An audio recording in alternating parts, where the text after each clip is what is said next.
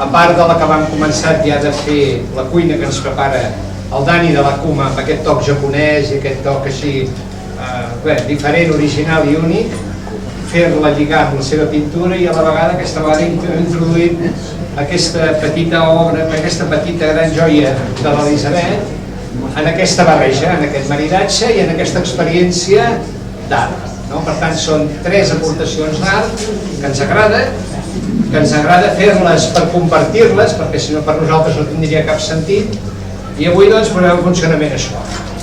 Per tant, insisteixo, aquest art en mayúscules abarca molt més, la creativitat ni més ni menys que està arrencant a tope, no estan en crisi, començant per la pintura i l'escultura, doncs la comentarem, i continuant amb la literatura i amb la cuina d'ells, veurem que aquesta capacitat d'imaginar, crear, investigar, arriscar, avançar, està en el seu moment com ha de ser. És el que ens marca la diferència, el que ens fa il·lusionar per continuar fent coses des d'aquí, des de la galeria. Per tant, no sé, benvinguda, encantadíssims que hi siguis aquí amb nosaltres, i això potser és el començament d'una llarga amistat, no? No sé com anirà, però aquestes històries d'anar fent multidisciplinari l'espai no deixa d'enriquir-se una mica més, començar per nosaltres i sempre amb l'idea de compartir-ho amb tots vosaltres, evidentment. Per tant, Elisabet, benvinguda. Enhorabona, una altra artista atrapada per al mar, com veurem. Per tant, veiem que el mar no deixa d'anar agafant a poc a la gent que té el seu entorn, i la seva obra d'això ens parla i ens en parlarà ella. Marc?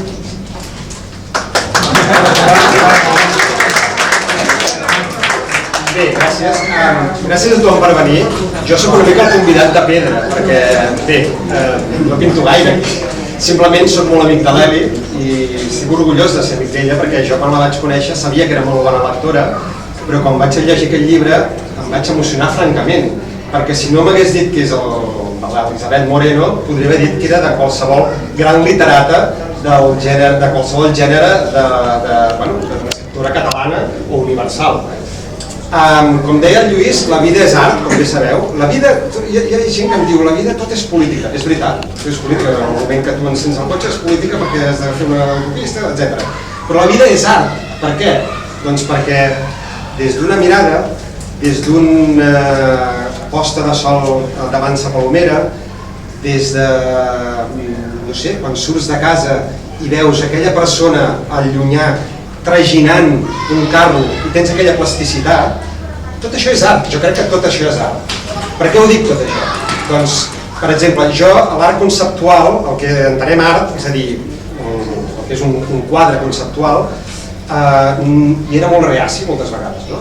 I vaig descobrir un artista, que és la Laia Badós, que un dia va posar un quadre, que és el primer que em vaig comprar aquí justament, i vaig dir, cau, em transmetia, eren uns colors, no hi havia res en concret, però em transmetia moltes coses, no? El meu cervell em deia, això vol dir, hosti, que estàs connectant amb una energia que no saps d'on ve.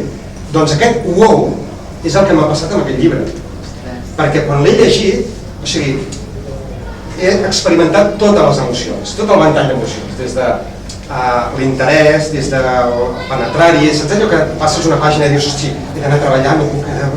un altre més, o m'estic adormint però no m'adormo perquè he de fer l'altre, o l'emoció, el plor fins i tot, l'emoció, però ben entesa, el riure, i esclar, i és una artista, escriptora, artista local, és a dir, que és universal també, però em fa molta il·lusió que es presenti aquí perquè això és molt eclèctic, perquè això representa moltes coses, representa la cultura en majúscules, en un poble, en un petit espai, un poble, que no és la gran Barcelona, jo soc del poble nou, que ho sapigueu, però visc aquí fa molts anys, però no és la gran Barcelona, que a vegades allò, una dansa contemporània, no, i això està molt bé, perquè això fa país, fa cultura, fa que ens sentim comunitat i fa que ens sentim molt integrats, no?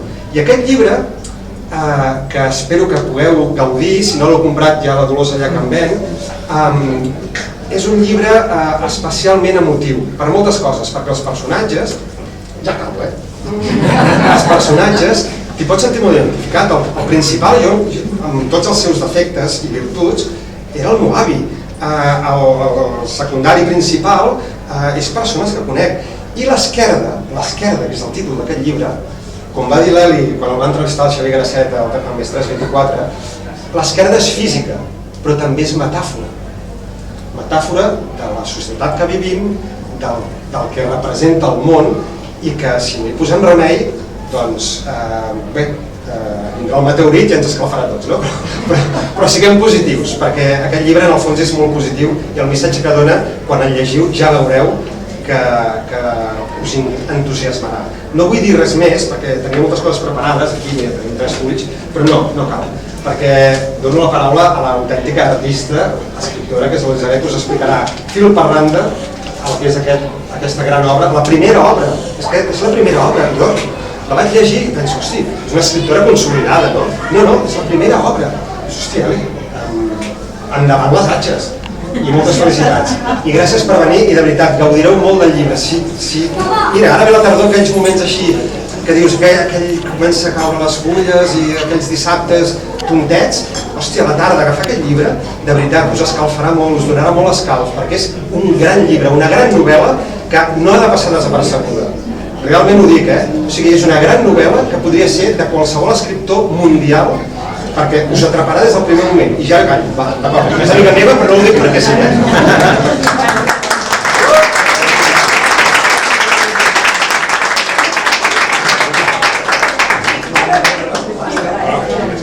Bé, moltes gràcies, Marc, per les teves paraules, pel teu suport. M'has ajudat molt, ho haig de dir, en aquest procés de donar a conèixer l'esquerda i t'estic molt agraïda per això. Moltes gràcies també a en Lluís, a en Carles, a la Mila, que tenim el molt literari que m'agrada molt, per cert, per acollir-me aquí, per aquesta proposta que han fet tan especial, com dèieu, per promoure aquesta sinergia d'inquietuds artístiques, culturals, literàries, flamenques, gastronòmiques també, i per convidar-nos aquí aquesta tarda, i moltes gràcies a vosaltres també per venir, perquè, com sabeu, avui dia vivim, com dèiem, un temps una mica estrany i molt veloç, tots tenim moltes obligacions, moltes responsabilitats i també volem viure una vida plena de lleure, i això fa que no tinguem temps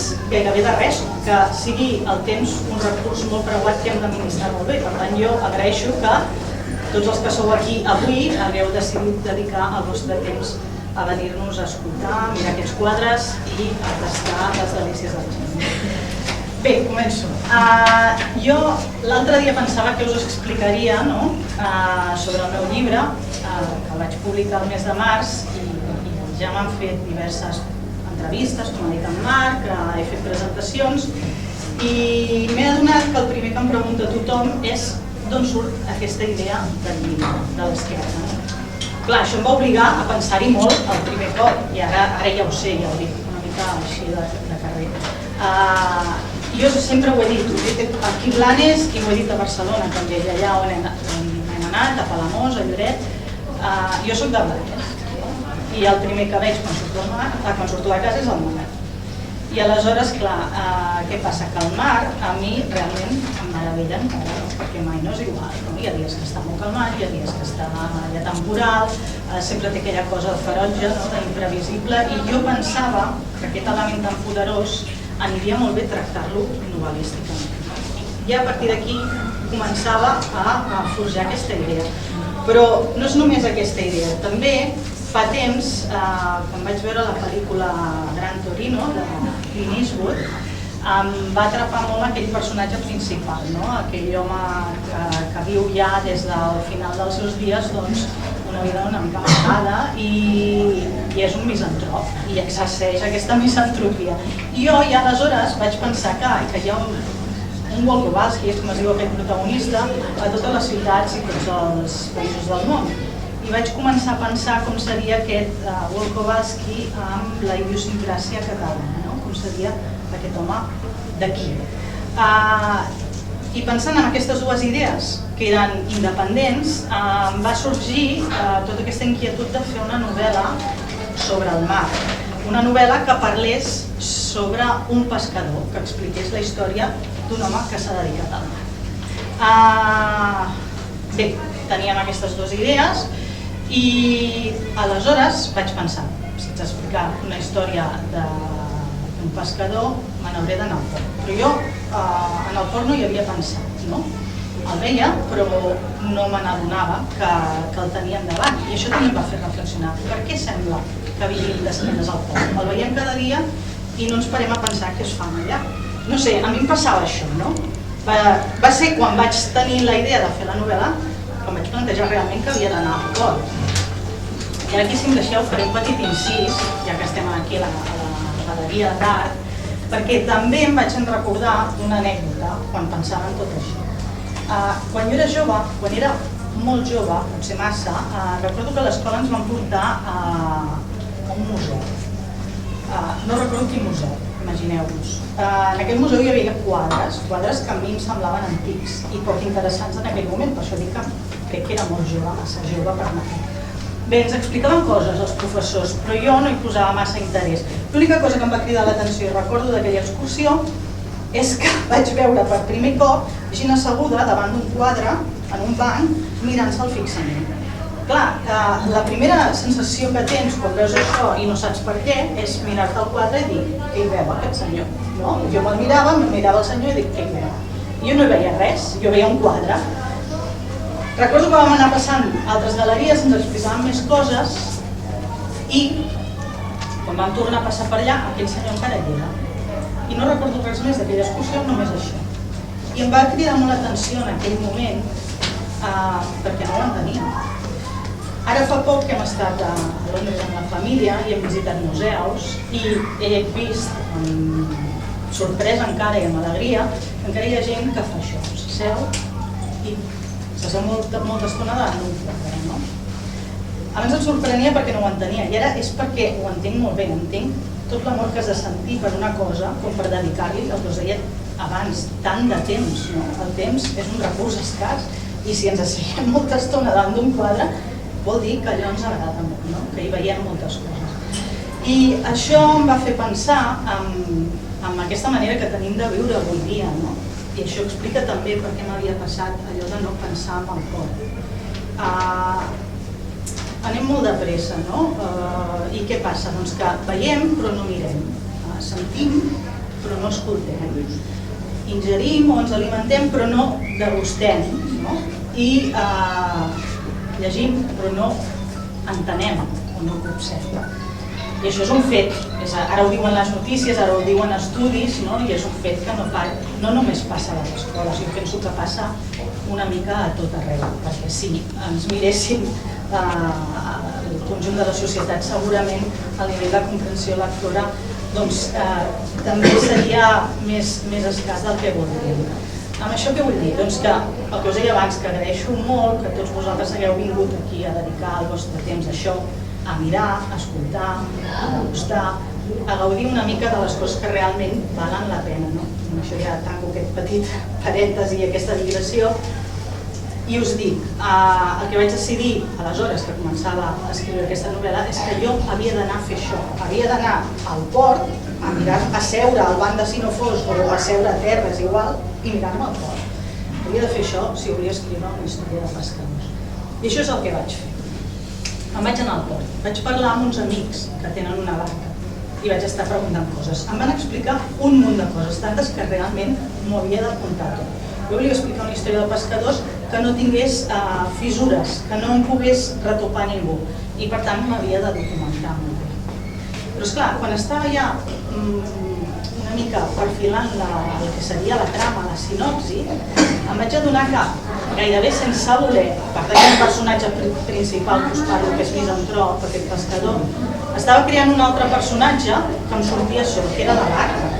La barca en la qual pesca aquest pescador s'estava convertint en un altre personatge de la novel·la i això requeria que jo encara m'anés a informar molt més sobre la construcció de barques, sobre què.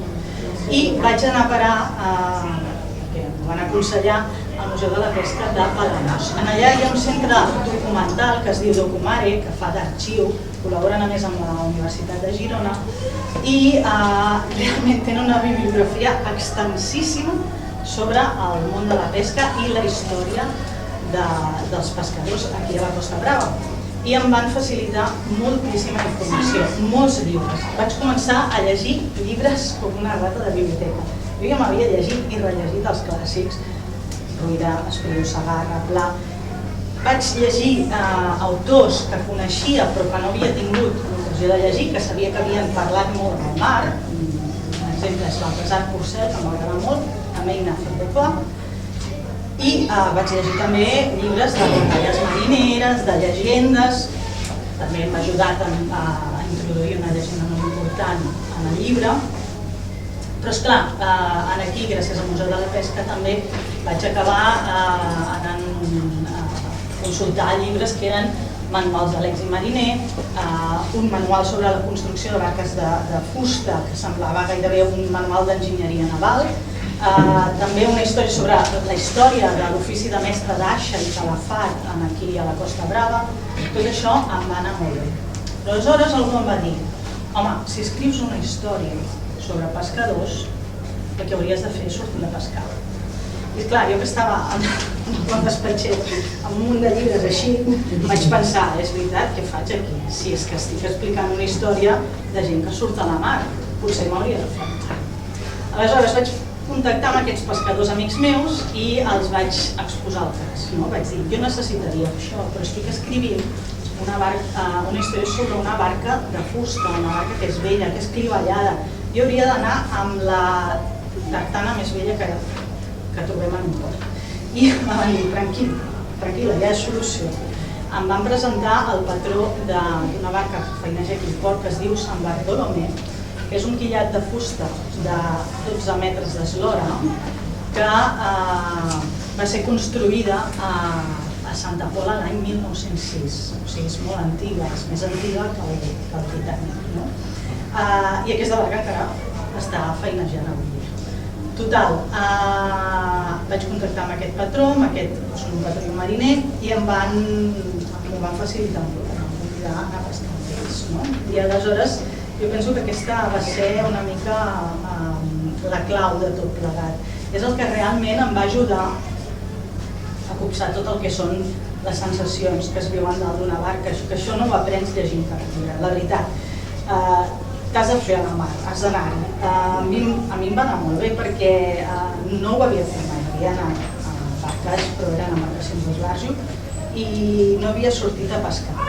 I el que es viu, totes les hores que es viu, perquè a més una jornada de pesca és llarga i és dura, encara que sembli que hi ha moltes hores que no fan res, és cansat, perquè és sota el sol i és sense parar. I de fet no deixen de fer coses. Jo vaig valorar molt el que és l'ofici, com de dur és l'ofici, però també com de romàntic és, perquè realment és romàntic en el sentit que t'exalta els sentiments, estàs allà davant del mar i no tens res més, és com la sensació d'endinsar-te en una selva, amb la diferència que no és cap selva, que ho veus tot tan diàfan i tot passa sota. Bé, total, me vaig embarcar i això em va ajudar a acabar d'escriure aquesta història que explica la història d'un pescador que està retirat, en vadó, que és vell, que és amargat, que és racista, que es veu obligat a tornar a pescar contra cor per tal d'ajudar el seu gendre, Mohamed, que s'ha quedat sense feina.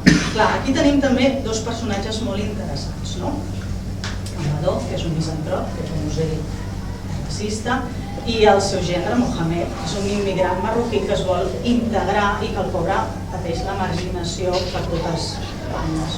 Històries tan incompatibles, m'interessava molt col·locar-los en un espai petit, com és aquesta barca, i fer-los interactius. I aleshores què vam fer? Doncs vam crear a partir d'aquí tota una trama i algú m'ha dit, home, aquesta novel·la que explica una història de mariners no és només això, perquè aquí hi ha com una trama criminal, apareix un cadàver, no us explicaré més. I jo dic, sí, apareix un cadàver, però això també té un sentit. Jo no diria que la novel·la és una novel·la de gènere negre, però sí que té aquesta petita trama criminal que ens fa mantenir una mica l'interès viu al llarg de la novel·la. Però a mi m'anava bé que aparegués aquest cadàver per dos motius. Primer, perquè això obliga a col·laborar els dos protagonistes, que són tan contradictoris o que són tan antagonistes, i fer que mantinguin un secret, que tinguin una cosa en comú, els obliga a col·laborar. Però per altra banda aquest cadàver simbolitza el tema que jo volia tractar a la novel·la, que és la mort al mar i la mort del mar. És a dir, aquest mort que ells es troben, en realitat ens recorda a totes les morts que trobem al mar avui dia. La dels immigrants que venen en pastera, per desgràcia, és una realitat. També la del recurs, la del peix, que s'està esgotant i que provoca la mort del propi mar, del propi medi i la mort de l'ofici de la pesca. Com tots sabeu, abans la pesca era un màster molt... O sigui, era el motor econòmic de pobles com Blanes i de pobles de la Costa Brava. I ara ha passat realment a una situació no secundària, jo diria fins i tot precària. Està tiranitzat per les retallades, per l'accés de regulació, i això fa que no trobin, també per l'esgotament del recurs, que és el que provoca aquest accés de regulació, i això fa que no es trobi un relleu generacional. I al final el que provoca és que, ho veiem, si anem al port, les embarcacions pesqueres s'han reduït un 50% els darrers 15 anys. És una realitat. Si tu vas al port, i jo ho vaig fer, i vaig anar a mirar el port, i em vaig seure davant com si mirés un quadre, vaig constatar ràpidament moltíssimes coses, i les veia cada dia i no m'hi havia fixat. I una de les coses que més em va cridar l'atenció és que la dàrsena cada cop té menys espai a les embarcacions de pesca i n'ha cedit moltíssim a les embarcacions d'esbarjo. I això és així. I això és així des de... Jo ho vaig començar a veure el 2017, ara ja se'n parla, ara ja se'n comença a parlar, però en aquell moment a mi em feia la sensació que això estava passant i deixant davant dels propis pescadors que ho vivien en primera línia, doncs ningú se n'adonava i vaig pensar que n'havia de parlar. Havia de parlar de tot això en el meu llibre. En Marc us ha explicat per què es diu l'Esquerda. És veritat, es diu l'Esquerda perquè la barca, que jo us he dit que era un personatge, i si voleu saber la seva història haureu de llegir el llibre, té una esquerda. Aquesta esquerda és física, però tampoc sabem ben bé com és, perquè sempre la veiem a través de la mirada esbiaixada d'en Vadó. En Vadó és un personatge que no és gaire fiable. Sempre es mou entre la fantasia i la realitat. Però també és metafòrica, perquè és una esquerda que està en el cor del protagonista. Ell viu aclaparat per un trauma del passat, que també descobrireu quan llegiu la novel·la. Però també per aquest declivi que us deia del seu ofici, per la transformació vertiginosa del present. Ell no l'entén, aquesta transformació. I al final és una esquerda transversal perquè acaba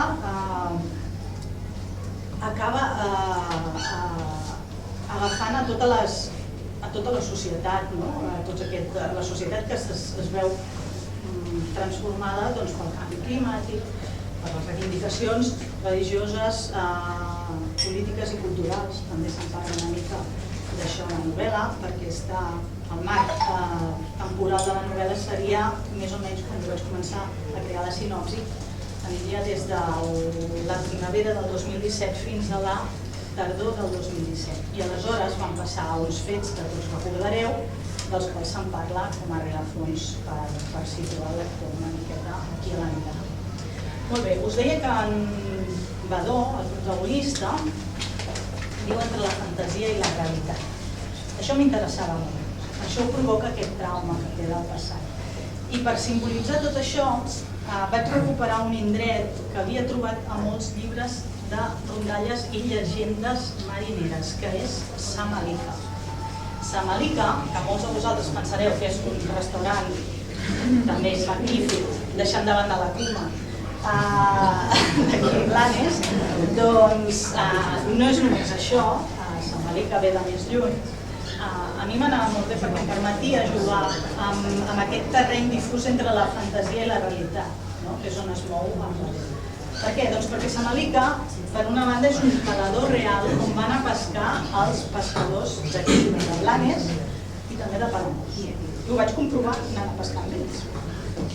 Em va meravellar. És un calador, realment van a buscar peix a Malica, Samalica o de Malica. I això ens posava en el pla de la realitat. Per tant, és un lloc real, és la realitat. Però també Samalica és una llegenda, una rondalla marinera, de la qual en parlen molts llibres. Un dels llibres que vaig llegir deia que era Joan Amades el primer que la va documentar, no sé si és veritat o no. I aquesta llegenda ens parla d'una ciutat encantada, una ciutat submergida, com si fos una mena d'Atlàntida catalana, que està eternament il·luminada com si fos de dia i que té uns palaus fets d'or, d'argent, de crustacis. Clar, aquesta ciutat tan valuosa, aquest autèntic tresor, està custodiada per uns monstres marins per tal d'evitar la presència d'espoliadors. Aquests monstres marins són uns peixos que tenen formes molt estranyes, com una vèlua de les profunditats, que és com un peix en forma de... que té com un cap de porc senglar i unes potes rematades amb puntes. També hi ha una quimera, una serp aquàtica de no sé quants metres, tots peixos que tenen fosforescències o que disparen aigua pels narius. Tots aquests peixos són els monstres marins que custodien la ciutat però que respecten, en canvi, els nàufrags i mariners que arriben de la mà d'una sirena per trobar calma i repòs a la ciutat encantada. Clar, per què m'anava bé també tractar Samalica i explicar-vos aquesta llegenda?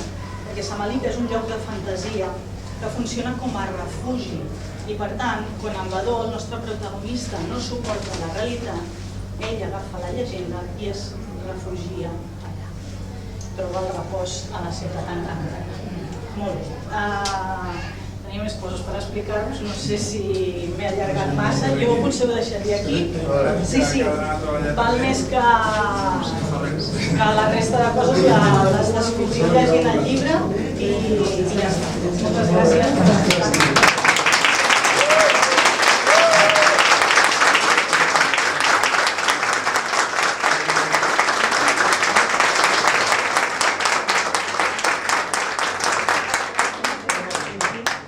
Segur que tots com 6 artistes, fantàstic.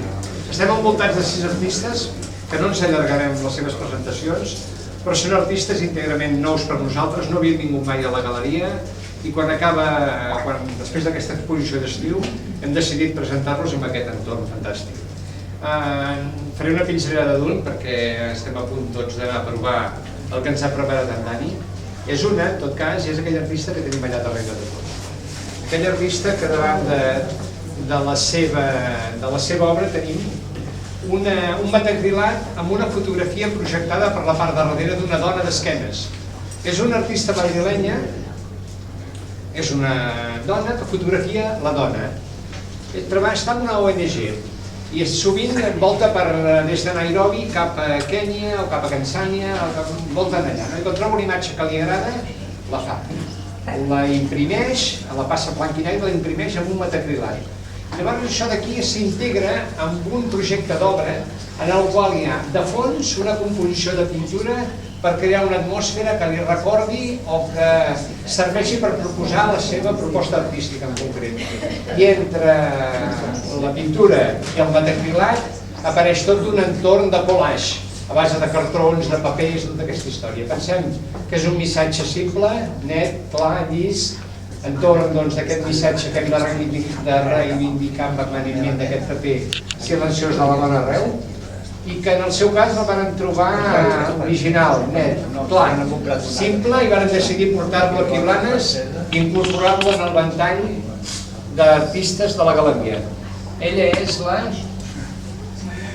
Mariana Álvarez. De fet, aquí hi ha, com deia Lluís, 6 artistes, 2 escultors, 4 pintors. No n'hi ha cap de prop. El que és de més a prop és l'escultor de fora, que és l'Enric Iglesias, que viu a Perpinyà. Un home encantador, que ell diu que és de la Catalunya Nord i que parla una mica de català encara, perquè a casa seva parlava en català. i ell explica amb molta ironia, no? Es diu Iglesias, no? I ell diu, és que en un moment de la història he perdut una lletra, no? Perquè, clar, el cognom era Iglesias, però és Iglesias, perquè l'avi o l'Avi algú va escriure malament el nom, i ara és Iglesias, no? I no venim aquests dies a veure, ens ha portat una escultura més, perquè tenim justament la punta, que és tota brillant, en plata, que de fet no és les de ferro, no són de ferro, en el que ell aplica una tècnica nova, que és una vegada fent l'escultura. Hola, hola, hola, un segon només, que acabem ràpid. Una vegada fent l'escultura, ell insufla aire a tota pressió i l'escultura creix. Però són de planxa de ferro. I de fet ell té el nom que és planxa de ferro bufada. En aquesta última escultura fa el mateix, el que passa que és inoxidable i explicava que per fer inflar la peça amb acer inoxidable és molt més costós i moltes més hores de treball. El dia que l'anima diu he estat 14 hores abans entre polir, agafar, no sé què, perquè la peça no estava acabada i no estava realment molt cansat, la dedica a venir. Però a part d'això, si vols explicar una cosa, tenim el Pepe Puntas, aquí un que teniu aquí a darrere, és de Córdoba, és un artista, una pitjada més, no us deixo explicar un segon pis, viu a Córdoba, un artista que té peces a l'IBAM.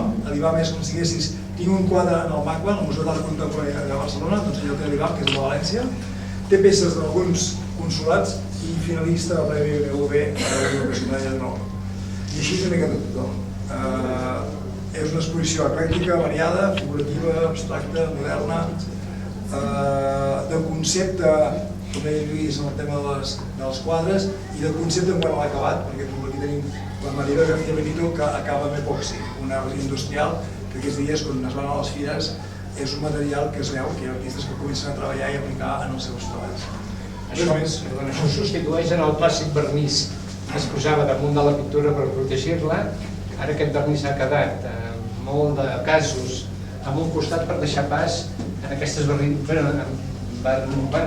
vernissos sintètics, resines, tots aquests protocols que són molt més d'usos i que, com veiem, els artistes són testimonis del seu temps i no deixen d'anar incorporant qualsevol mitjà que se'ls hi posa davant, és a dir, no tenen cap línia vermella que hagin de respectar.